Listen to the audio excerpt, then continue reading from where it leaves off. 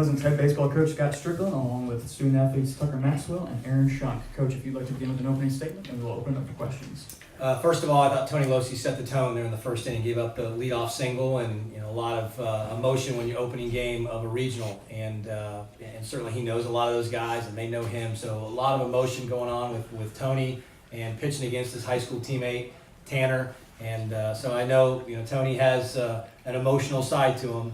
And I thought he was really, really focused, struck out the side, gave us some momentum going into the dugout, and we scored those 8 runs. So, Tony gave us a great start, and then I thought our hitters were really good. On Tanner Hall, I do want to say this, that they're not here without him. He won and saved a game for them last week to get them here. So he was really, really good last weekend, and he came back on short rest to try to do that. And he's a really good pitcher and a good kid. And Tony won today, had bragging rights over him, but they're good friends and high school teammates, and I thought that they're here because of him, Tanner Hall. Questions for coach and student athletes?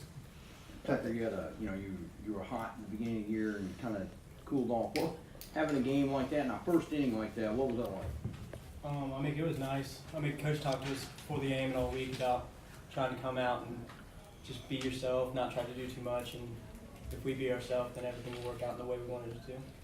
Well, Aaron, obviously, you talked about this moment, this game, this day for a year. How much, was going through your mind that first at bat? You hit a homer, and just how much juice went into that, this past year. Yeah, no, this is the goal we set for ourselves at the end of last year. I think everybody in this room was sitting here, and everybody was kind of sad about a year ago. So it's what all the work's been for. Getting that hit in the first inning felt really good. We had 2 really good ABs right ahead of me, so I was just trying to string that together. It's the collective whole that's going to take us as far as we can. So feels really good to be here, and especially to put that many runs up in the first. Coach, how important was it to come out like that in a postseason game, put up 8 runs in the first inning? Well, again, there's always emotion when you're playing in a regional, and to put up 8 runs right there, and it just allows your pitcher to settle in. It allows Tony to be more aggressive, because then you can make mistakes. When you have a little bit of a cushion, you can make some mistakes, and he really didn't make any, but allows him to be more aggressive, and that's what we need out of Tony. We need him to be aggressive all the time, but just allows that pitcher to settle in.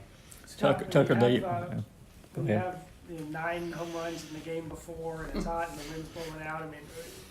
How worried is a coach about what that kind of effect it can have on the game? Well, I like our lineup. I like our hitters, and I like Tony Losi on the mound. He's a hard guy to elevate a pitch. It's 96 miles an hour, and he elevates in the zone. It's hard to barrel him up. So, the wind blowing out, I think, helped us today. Was to our advantage.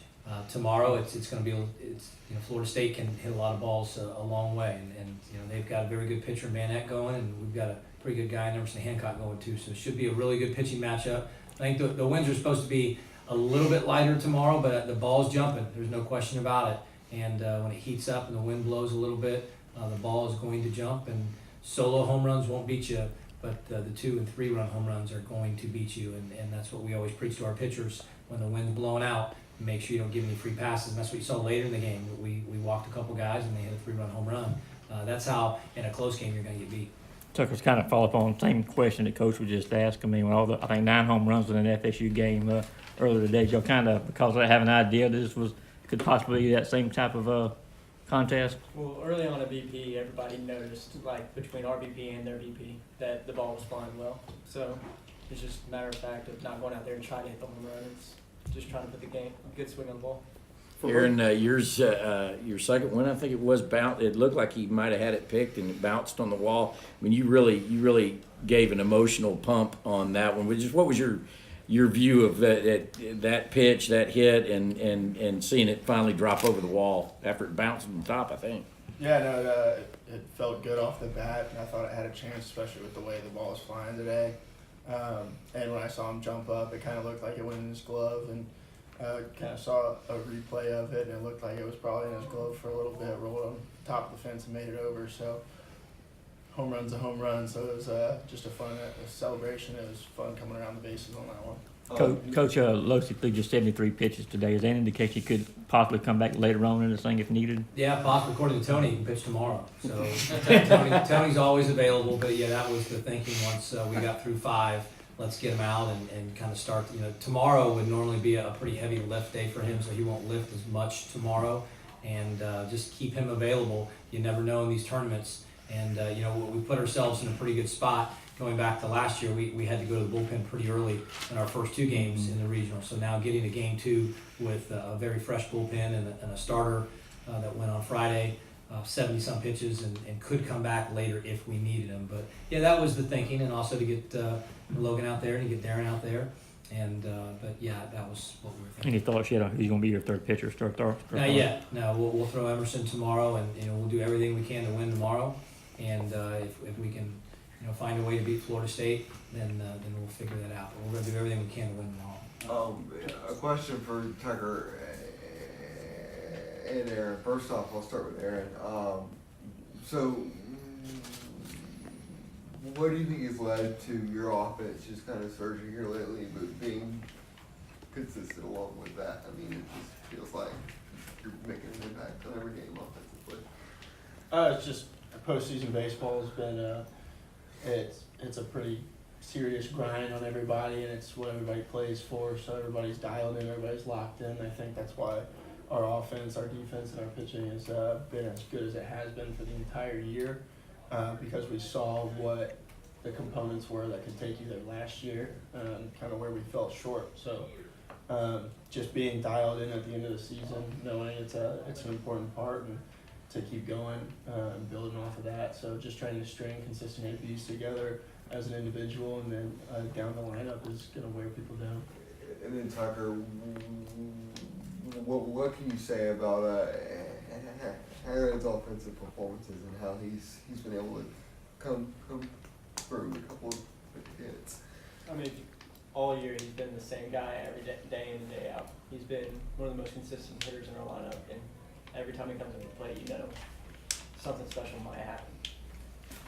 Tucker, what was going through your run in the second at bat in the first inning on the grand slam? I mean, you had a chance to kind of bury him earlier. So what was your mindset going through that at bat? I was just looking for a pitch out over the plate that I could drive up the middle. I was just sticking to the approach that coaches try to stick with us all week, but not try to do too much and just come up there and be yourself and let the ball get deep and hit it the other way. Tucker, a 2-parter. The center fielder was close on that home run catching it. Did you think that he might have caught it? And 2, were you really trying to get a triple there to go for the cycle there at the end of the game? Well, when he jumped up and he came down, I hesitated for a second. I took a second glance. I didn't know if he caught it or not, and then I looked at the third base umpire, and he was circling the bases. And I mean, I wasn't trying to go for the cycle or the triple, but if it would have happened, I would have complained. So it was in the mind there. Yeah. Coach, and also on Aaron, I mean, as you watch him play, especially offensively, is there anybody who he reminds you of who you watched, and also what is a quality that makes him unique? That's a good one. A guy that he reminds me a little bit of, going back, I don't know if he's still playing in the big leagues or not, Zimmerman, the guy that played for the Nationals for a long time, played at Virginia. When I coached at that other school, he was the third baseman for Virginia, and I compared Aaron with a couple scouts to him, because when he was in college, he didn't hit for power, and very few home runs, if any. Virginia's a big park, but he didn't hit for a lot of power. It was developing, and he got better as he went, and obviously he's hit a lot of home runs in the big leagues, and that's what I kind of compared Aaron, is that the power is starting to come now. We're benefiting from now. He's got 13 home runs, but the power was coming, and really good defensively, really good athletically. So that's the guy that I compare him to is Zimmerman, who played for the Nationals. 2 more questions. How do you like having 11 home runs in your leadoff spot? And is that it appears at this point you guys aren't going to mess with anything in terms of lineup and what y'all are doing. Yeah, Tucker, we get on him every day. It's kind of funny, as he's hitting the grand slam right before him, get on top of the baseball. Try to hit it on the ground. And it's again, you're trying to trick your mind. Tucker's got a little bit of loft in his swing, and we all know that he can hit it a long way, but when he thinks get on top of it, he kind of tricks himself into hitting some line drive. So I'm telling him to hit balls on the ground, and the SEC tournament, I'm literally hit the ball on the ground, and we're just trying to trick the mind to try to get a little bit more on top so he doesn't get underneath it. But he's got a lot of power and he's really athletic, and but when he hits it out of the park, I will not tell him to hit it on the ground. But we're as a leadoff guy, he can be really dangerous because he can run, he can bunt, he can do a lot of different things. He's a really talented kid. So speaking of comparisons, as far as Van Eck goes, does he remind you of anybody you have faced against this year in the SEC, perhaps? Yeah, well, I mean, he would fit right in our league. I mean, he's an SEC armed up to 97. He's going to pitch 93, 94, but he's touched some sevens. Breaking ball's pretty good when he goes. So when he gets in trouble, he's going to throw that slider. We'll watch some more film of him tomorrow. You know, again, when you're trying to prepare, you know, Florida Atlantic and Florida State and Mercer, you're preparing for everybody. But we'll go back and we'll watch some more film of Van Eck. But he fit right in this league. There's no question about it. Reminds me maybe a little bit of the Plumlee kid for Mississippi State, pitched 3-hole for him, maybe a little bit more velo, but very similar to him. Thank you, John. Okay, thanks. Appreciate it.